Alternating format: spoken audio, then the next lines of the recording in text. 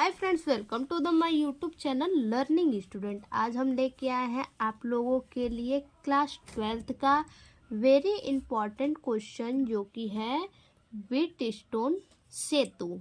तो देखिए, ये क्वेश्चन जो है एग्ज़ाम में हर बार आने वाला क्वेश्चन है और ये क्वेश्चन जो है 2023 के बोर्ड एग्ज़ाम में भी आ चुके हैं और ये क्वेश्चन 100% श्योर है कि इस बार भी एग्ज़ाम में क्या होगा, आएगा। तो देखिए, हम इस वीडियो को आप लोग को पूरी तरह कोशिश करेंगे कि अच्छी तरह से समझाएं और इजी से इजी भाषा में समझाएं। तो आइए देखते हैं व्हीटस्टोन सेतु किसे कहते हैं, किसने इसका आविष्कार किया, कहाँ से ये उत्पन्न हुआ। आइए सब कुछ देखते हैं। हाँ, और ये जो टॉपिक है, ये टॉपिक आता है पूरे 5 नंबर में। कितने नंबर में? 5 मार्क्स में ये टॉपिक आते हैं। तो आइए देखते हैं इसे, व्हीटस्टोन सेतु। देखिए, व्हीटस्टोन सेतु इंग्लैंड के वैज्ञानिक प्रोफेसर CF व्हीटस्टोन ने प्रतिरोध की एक विशेष व्यवस्था का आविष्कार किया। किसका किया? प्रतिरोध का एक विशेष व्यवस्था का आविष्कार किया, जिसके द्वारा किसी चालक का प्रतिरोध ज्ञात किया जा सकता है। जिसके द्वारा किसी भी चालक का प्रतिरोध जो है कि क्या प्राप्त किया जा सकता है। किसी चालक का प्रतिरोध ज्ञात किया जा सकता है। इस व्यवस्था को व्हीटस्टोन सेतु कहते हैं। तो देखिए, इसका फिगर इस प्रकार से है। देखिए, इस प्रकार से इसका फिगर है। तो देखिए, यहाँ पे फिगर हम बना लेंगे और उसके बाद देखिए इसके बारे में। इनमें 4 प्रतिरोध को जोड़कर श्रेणी क्रम में, यानी श्रेणी क्रम में क्या करते हैं, 4 प्रतिरोध को जोड़ लेते हैं। इनमें 4 प्रतिरोध को जोड़कर श्रेणी क्रम में एक चतुर्भुज बनाते हैं। यानी श्रेणी क्रम में जो है 4 चतुर्भुज को क्या करते हैं, जोड़ लेते हैं। 4 प्रतिरोध को जोड़ लेते हैं और जोड़कर क्या चतुर्भुज बनाते हैं। देखिए, यहाँ पे हमने जोड़ा है ABCD चतुर्भुज है और उसमें क्या है, 4 प्रतिरोध है। देखिए, PQRS 4 प्रतिरोध है और वो क्या है, श्रेणी क्रम में है। आगे देखिए, इस चतुर्भुज के एक विकर्ण में एक धारामापी तथा एक सेल को जोड़कर एक विशेष प्रकार का परिपथ तैयार किया जाता है। देखिए क्या कह रहा है, विकर्ण में एक धारामापी तथा एक सेल को जोड़कर। देखिए, विकर्ण में ये एक धारामापी हो गया, ये जो है क्या है, धारामापी है। और क्या कह रहा है, एक सेल को जोड़ के। देखिए, यहाँ K2 जो है ये क्या है, सेल है। B और D जो है इनके बीच एक क्या है, धारामापी है और एक यहाँ पे क्या है, सेल है। सेल मतलब बैटरी, कुंजी। तो देखिए, तैयार विशेष प्रकार का परिपथ तैयार किया जाता है, जिसे व्हीटस्टोन के नाम से जाना जाता है। देखिए, इसे किस नाम से जाना जाता है, तो व्हीटस्टोन सेतु के नाम से जाना जाता है। इसकी सहायता से हम अज्ञात प्रतिरोध ज्ञात कर सकते हैं। देखिए, इसकी सहायता से हम क्या कर सकते हैं, अज्ञात प्रतिरोध जो है उसे प्राप्त कर सकते हैं। तो देखिए, आगे रचना देखते हैं इसका। देखिए रचना क्या कह रहा है, चित्र में 4 प्रतिरोध PQR तथा S है। देखिए, चित्र में यहाँ पे क्या है, 4 चतुर्भुज PQR तथा S है। तो आगे देखिए, चतुर्भुज ABCD की 4 भुजाओं के रूप जुड़े हुए हैं। चतुर्भुज ABCD की 4 भुजाओं के रूप जुड़े हुए हैं। देखिए, यहाँ पे हमने दिखाया है ABCD 4 चतुर्भुज जुड़े हुए हैं और उनके बीच में क्या है, PQRS ये प्रतिरोध है। तो देखिए वही दिया है कि PQR तथा S चतुर्भुज ABCD 4 भुजाओं से जुड़े हुए हैं। B और D के बीच में एक सुग्राही धारा मापी, यानी B और D के बीच में क्या कह रहा है, सुग्राही धारा मापी। देखिए B ये है और D ये है, इसके बीच में क्या है, एक धारा मापी। ये जो G है ये क्या है, एक धारा मापी है। आगे देखिए, एक सुग्राही धारा मापी तथा A और C के बीच में एक सेल लगा है। देखिए ये क्या है, A और C के बीच में एक सेल लगा, यानी इन दोनों के बीच में देखिए यहाँ पे K1 जो है ये क्या है, सेल है, एक सेल लगा, सॉरी ये एक सेल नहीं है, यहाँ पे E जो लिखा है ये क्या है, सेल है। सेल अर्थात बैटरी है। देखिए A और C के मध्य क्या है, एक सेल है। तो वही कह रहा है A और C के बीच में एक सेल लगा है।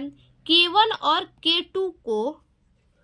K2 दो कुंजियां हैं। देखिए यहाँ पे K1 है और यहाँ पे क्या है, K2 है।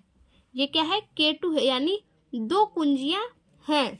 आगे देखिए, जब कुंजी K1 को दबाकर सेल से धारा I प्रवाहित की जाती है, यानी ये क्या है, K1 को यहाँ पे दबाएंगे तो क्या होगा, देखिए K1 को, एक मिनट, देखिए जब कुंजी K1 को दबाकर सेल से धारा I प्रवाहित की जाती है, यानी देखिए कुंजी K1 ये है, इसको दबाकर क्या किया जाता है, धारा I जो है इधर से प्रवाहित किया जाता है। इसको दबाएंगे तो क्या होगा, इस कुंजी को दबाएंगे तो क्या होगा, धारा प्रवाहित होने लगेगा। तो बिंदु A पर यह धारा दो भागों में बढ़ जाता है। देखिए इसको दबाएंगे तो धारा इधर भी जाएगा। देखिए धारा इधर जब आएगा तो ये क्या होगा, धारा A से B की तरफ भी जाएगा और A से D की तरफ भी जाएगा। तो वही कह रहा है कि इसको दबाने पे क्या होगा, ये सेल जो है ये धारा प्रवाहित करने लगेगा और यहाँ पे आके धारा दो भागों में क्या होगा, बढ़ जाएगा। A से B की तरफ जाएगा और यहाँ A से D की तरफ जाएगा। देखिए दो भागों में बढ़ जाता है। एक भाग I1 भुजा AB में तथा दूसरा भाग I2 भुजा AD में प्रवाहित होता है। तो देखिए अभी हमने आपको बताया कि I1 ये है, I1 की तरफ जाता है एक धारा, यानी AB में I1 की तरफ, और AD में I2 की तरफ इधर धारा जाता है, यानी दो भागों में क्या होता है, डिवाइड हो जाता है। आगे देखिए, प्रतिरोध P, Q, R व S के मान इस प्रकार समायोजित किए जाते हैं, यानी देखिए P, Q, R, S इनके मान इस प्रकार समायोजित किए जाते हैं, कि K2 को दबाने पर धारामापी G में कोई विक्षेप न हो। यानी इसको इस प्रकार समायोजित किया जाता है ताकि K2 जब दबाएं तो क्या हो, इसमें किसी भी प्रकार का जो है कि धारामापी विक्षेप न हो। K2 को दबाएंगे तो इसमें क्या होगा, किसी प्रकार का धारा विक्षेपित नहीं होगा। आगे देखिए, स्पष्ट है कि इस दशा में विकर्ण BD में कोई धारा नहीं होगी। देखिए इस प्रकार से क्या है, स्पष्ट है कि विकर्ण B और D में क्या होगा, कोई धारा नहीं होगा। आगे देखिए, अतः भुजा BC में वही धारा I1 होगी। भुजा BC में धारा कौन सी होगी, I1 होगी। तो देखिए भुजा B और C में कौन सी होगी, I1। देखिए A से B की तरफ धारा I1 जा रहा है तो B से D की तरफ भी तो धारा I1 ही जाएगा, यानी A से B की तरफ जाएगा और B से C की तरफ भी वही धारा होते हुए जाएगा। तो देखिए, अतः भुजा BC से वही धारा I1 होगी जो भुजा AB में है, तथा भुजा DC में वही धारा होगी जो भुजा AD में है। यानी DC में ये जो DC है उसमें भी वही धारा होगी जो ए और डी के मध्य, ए और डी के मध्य I2 धारा जा रहा है, तो डी और सी के मध्य भी क्या जाएगा, I2 धारा ही जाएगा। आगे देखिए, कुंजी K2 दबाने पर भुजा BD में धारा नहीं होती। देखिए K2 जो है इसको दबाने पर क्या कह रहा है, BD में धारा नहीं होती। देखिए ये B है और ये D है, इसको दबाएंगे तो इसके मध्य में जो ये है धारामापी, ये BD के मध्य जो है इसमें क्या होगा, धारा नहीं होगा। और कह रहा है बंद पास ABDA के लिए किरचॉफ का दूसरा नियम लगाने पर। देखिए बंद पास ABDA, तो देखिए ABDA यानी ये जो त्रिभुज बन रहा है इसी को कह रहा है ABDA। देखिए के लिए किरचॉफ का दूसरा नियम लगाने पर, देखिए किरचॉफ का दूसरा नियम लगाने पर क्या हो रहा है, यहाँ पे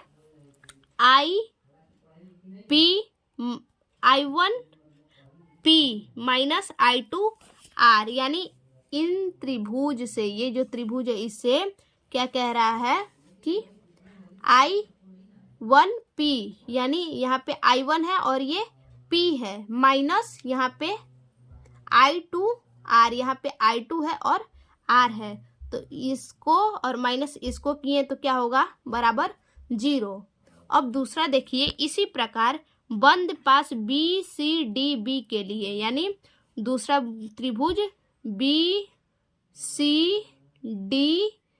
के लिए, तो देखिए इसके लिए क्या कह रहा है,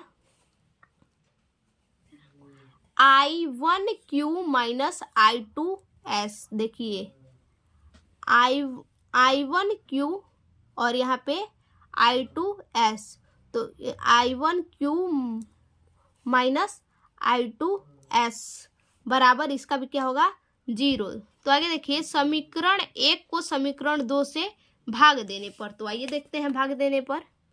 देखिए हमने बताया अभी I1P minus I2R equal to 0 और I1Q minus I2S equal to 0, तो ये पहला समीकरण हो गया और ये दूसरा समीकरण हो गया। तो वहीं यहाँ पे मैंने रखा है I1P बाई, देखिए इसके बाद दूसरे समीकरण में क्या है, 1 में I1Q, इसको रखेंगे I1Q इक्वल टू, अब दूसरी तरफ का रखेंगे I2R बाई I2S। इसके बाद देखिए I1 से I1 हट जाएगा और I2 से I2 हट जाएगा, तो क्या प्रूफ होगा, QP by Q equal to R by S। देखिए ये हमने यहाँ पे प्रूफ कर चुका है कि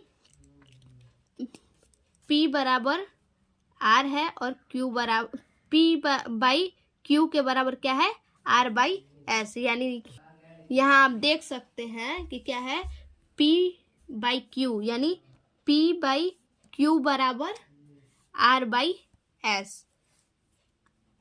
आई होप आप लोगों को समझ में आया होगा। अगर ये टॉपिक आप लोगों को समझ में आया हो तो आगे अपने दोस्तों को भी शेयर कीजिए, लाइक कमेंट कीजिए। तब तक के लिए धन्यवाद। फिर से मिलते हैं एक और अपनी नई वीडियो में।